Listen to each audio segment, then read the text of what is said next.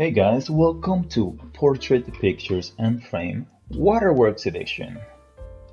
And let's just press play to have a general idea. So here I have set up some portraits that were 2x2 and 3x2s for an example. So these are the base, and here you can see some examples of how you could use them. Here are the base, here's the base, and here are some examples, and of course different pictures that you can see along the way.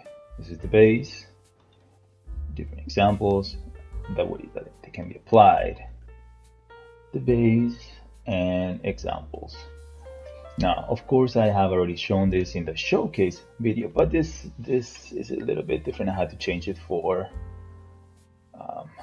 the marketplace approval. I had to change some little bit, like the lighting was the main thing. Now here we can see some ways that you can edit the pictures themselves, that it can be easily edited with exposed instances parameters that I have set up, depending on what type of game you want to build or the feel, right? There are 230 different images. No, that's a nice view, I like it. So once again, the base look and the different applications that you could have. Now I know I'm going through this a little bit fast, but this was mostly already shown in the showcase, so I just want to go over it really quick one more time. There are 30 different frames, 15 2x2, 15 3x2. Now I also have to change this up a little bit. The last ones, if you might notice that different from the showcase video. Okay, so to begin with, let's go over with the frames. Now, okay, the frame colors, the frame materials are all set up here under material instances, and then we have the master materials. So on the material instance, we will have the colors, just the black, white, and the primary colors. Now this is set up in a way that you would have, let's make it smaller so you can see in action. Now you could change the colors right here easily if you wanted to set that up. Now I have it set up to, this is the roughness, shiny. If you know anything about painting homes or houses and things like that, the one will be a flat paint. Like for example, the paint on this wall right here, it will be like a flat paint. Now if you go to like 0.8, that will have more like an eggshell look. If you go to like 0.6, you could say semi-gloss. If you go to 0.5, 0.4, you could say that it's a glossy look. Usually you would want like the modern frames to have like a glossy look. If you go lower than that, it could be like a marble, but usually you wouldn't want to have like a glossy look on the wall paint, for example. This one here, it's set up that it's at a 1, because it will look really weird to have a wall paint. Usually the most walls are either flat paint or they're like a 0.8, which is like eggshell. Aside from that, if you go shinier, it will look, at the moment it's so wet you can't really tell, but other colors it would just really pop out. Anyways, let's go with the different colors. Once again, this guy, it's set up so that you can change the saturation. This one, you just make it a bit darker, and the offset will become more apparent later on in different examples. Okay, so that's the basic. You can just technically just go and say I want more color, just basic color, just Control D and duplicate and do something else. F2, let's say I wanted green, and that just written wrong. I have to fix that. Green, there we go. And then you change it to green and then you set it up yourself. Okay, great. Now for the decals or just for the different, let's see here, I have some notes. Okay, just to make it clear, this is all set up to be used with nanite. I created the project out of necessity, since I noticed how many frames, how many different portraits I wanted, since I was building some inside scenes. So I created this project out of necessity, and so it can be easier for me to set up, edit, and fit whatever I needed. This was created in 5.1, 5.0, so this was all with nanite in mind. Now for the project, I could not have it be just be nanite for marketplace reasons. So what you can do is just simply go to this is what you will have, this folder, PPAF Waterworks. So you will go to static meshes, just left click on one, shift left click at the end, right click, and then just go up, nanite, enable nanite for selected. Now everything is nanite. Control Shift S to save all, and now you want to make sure that it's nanite. You go to lit, and then you will go to nanite, pulsation, triangles, and there you have it. It's all nanite. It's all good. All right, so that's how you can make sure that it's all nanite enabled. Now for pictures, you will have the different folders set up here. The demo is just for regular demo things, the materials, and then for the pictures, you have the texture so that you can just look. Now these are all water related pictures, but there's a lot that are beach related, and some are shoreline, which is like general. It could be inland and things like that. So you can go here, there, that 2x2 for the square, 3x2, and these are all the different kinds as well. That's where you can find the textures, where for the most part you might not need to even look at, I guess. But then for the instances, the one that you say, okay, I want to edit this guy over here, whatever, I don't want that picture. You can, to make it easier for you, you can go like, oh, 3x2, let's see, what other picture is there here that I really like, that I want to put in there. Okay, so I go times shoreline, 3x2, 24. Okay, instances, 3x2, 24. Oh, look at that. So easy. You just put it up there. It's there. Now I'm going to Control Z and go back. And that's an easy setup. Now when it comes to the master materials, these are all the instances, so you can just grab and drop to wherever you want. Instances, textures, we just went over this static meshes. Now the materials, we just went over this guy. Control S. Now here are the master material for the frames, the master materials for the pictures. You would really not want to touch the master materials, not, you don't have to. Now here we have the master materials for the instances. Now the instances, the decals are just essentially images you can overimpose over any static mesh, over any walls or something like that, so that you wouldn't need a frame. if you for some reason don't want to have a frame, let's say for a scene you're building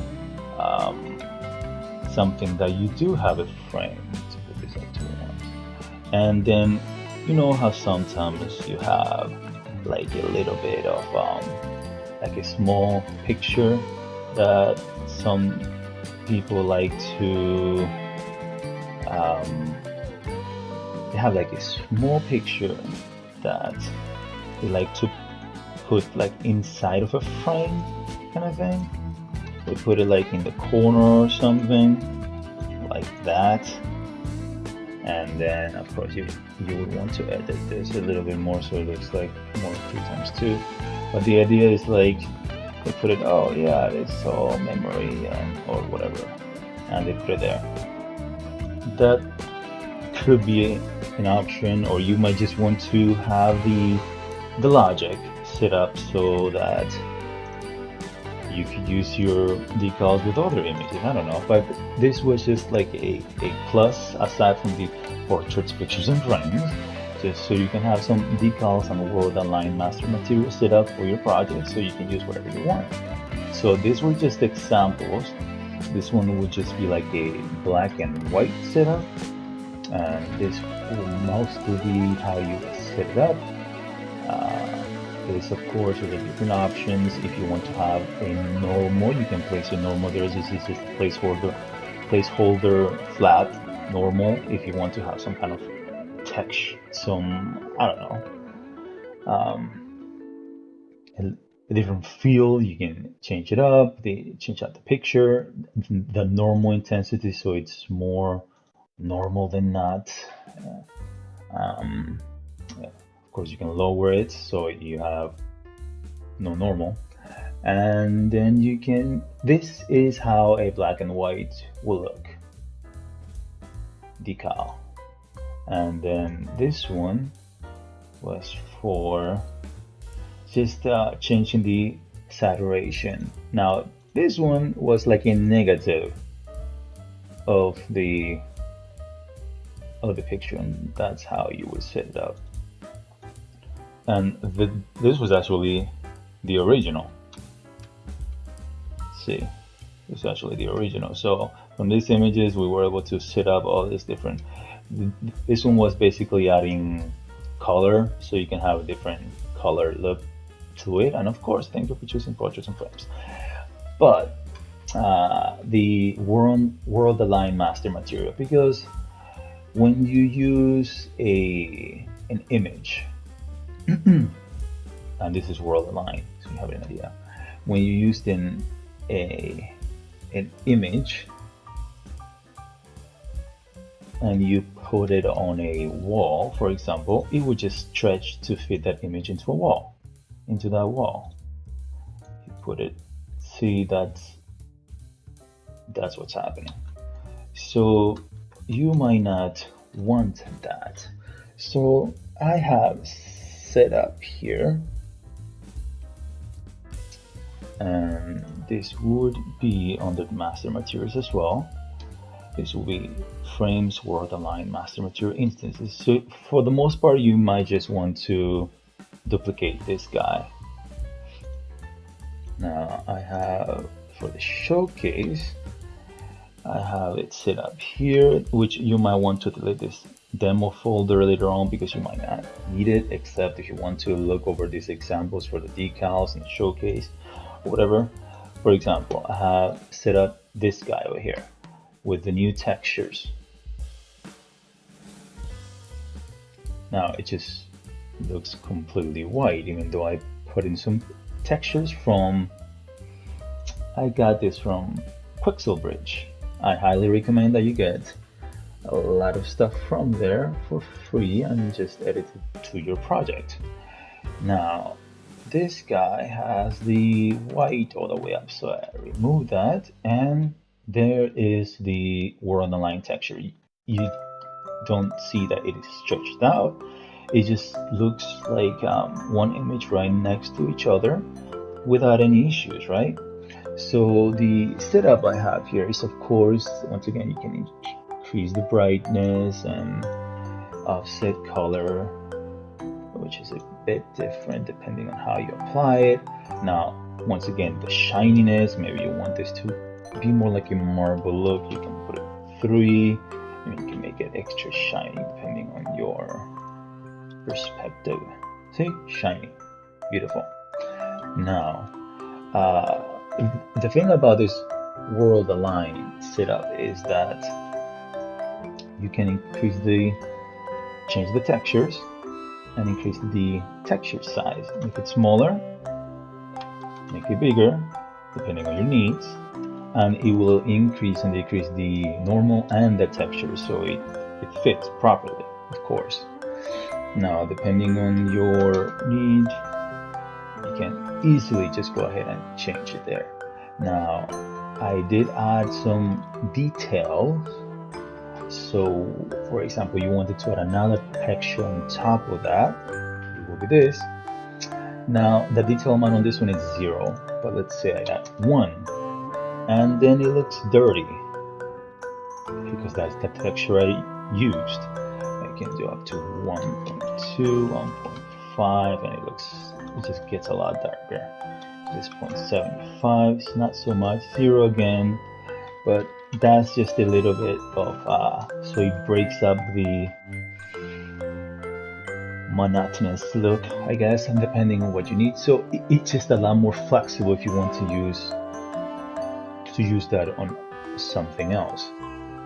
Now, the reason I did not use the same setup for making it bigger or smaller, like with textures, is because you might want to have the details flattened a little bit or whatever.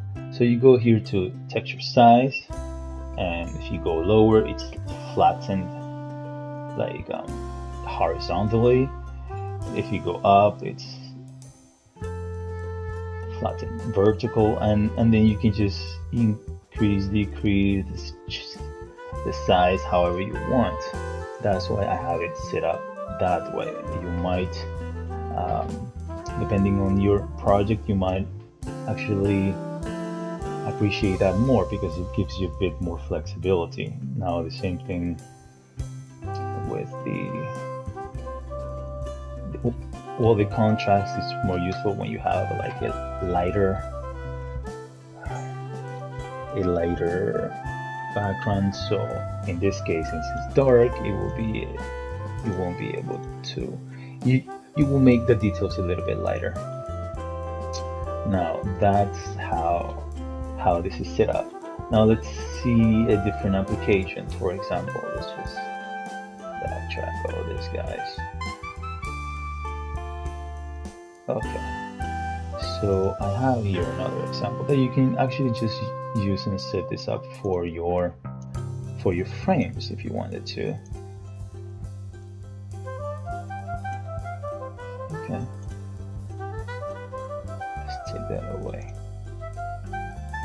For example, let's put this guy here. I have to go back to the Waterworks to showcase materials. Say, put it here. So we have this frame. I found like this all wood looking thing. So you put it, you might want to set it up, change your look and textures for the frames. You might not just want a plain color. I like the plain color because it had a more of a modern look, but you might want to have some other setup. Okay, you go to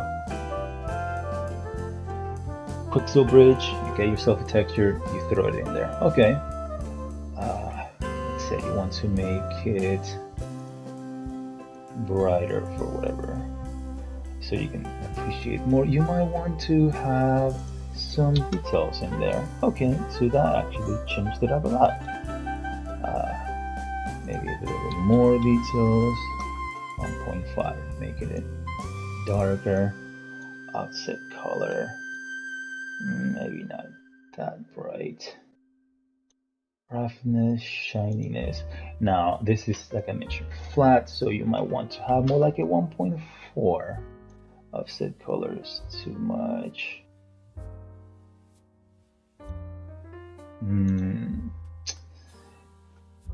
You want to maybe do a little saturation,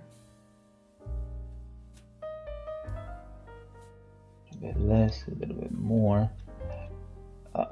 Maybe now this is starting to look a little bit too much like marble or something. You can just take it all out because you want the original look and feel.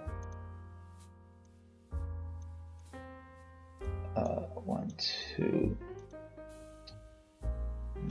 keep the original.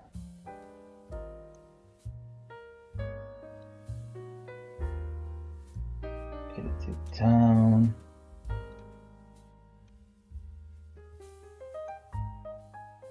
Darker. Maybe make it brighter.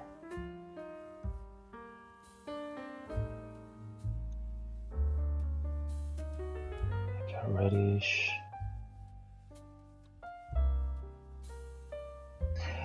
And like I mentioned before, you can just easily go ahead and edit however you would want to set this whole thing up.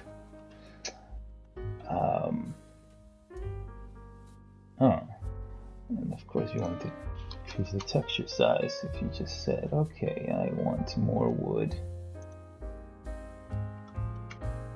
larger details. It all depends on your project, and the images is not stretched. It looks perfect. Of course, if you move this, it's world aligned, so you see that the texture stays in place. But that's good. It's a static mesh. It doesn't matter if it's moving around. You wouldn't want to use this on a movable object because it would look weird. But on a static mesh, it looks fine.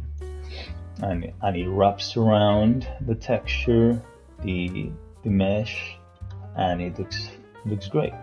So that is something that I just wanted to leave here for anyone that wanted to use it. You might want to use that texture later on for the floors or your walls or things like that. I know I do, and that is something that it has been very flexible and helpful for me. I use the decals for walls, for posters or different things depending on what you need. Just throw up an image, just throw an image in there and you're ready to go.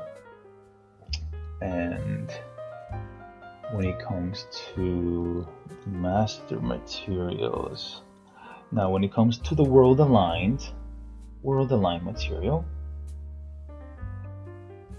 there are some things that you might want to keep an eye out for, because if you want to change for example,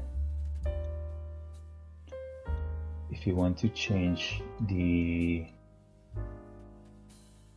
details textures, now I was setting it up in 5.0, so they have a virtual texture set up. So if you're going to have it used for just regular textures, you can throw it all in there. If you are going to be changing it, you might want to come in here and just change it here, so it's a regular texture, so all your instances from there on out are just regular textures as well. If you're using it 5.01, you have a lot of virtual textures, you might want to change this here and put it into virtual textures, or you might just want to go ahead and duplicate this guy. Just come in here, Control D, duplicate, and then just say one is for virtual and the other one is for regular textures. So you can have the variety and the flexibility to just go on with that. So once again, decals, frames, world align, pictures.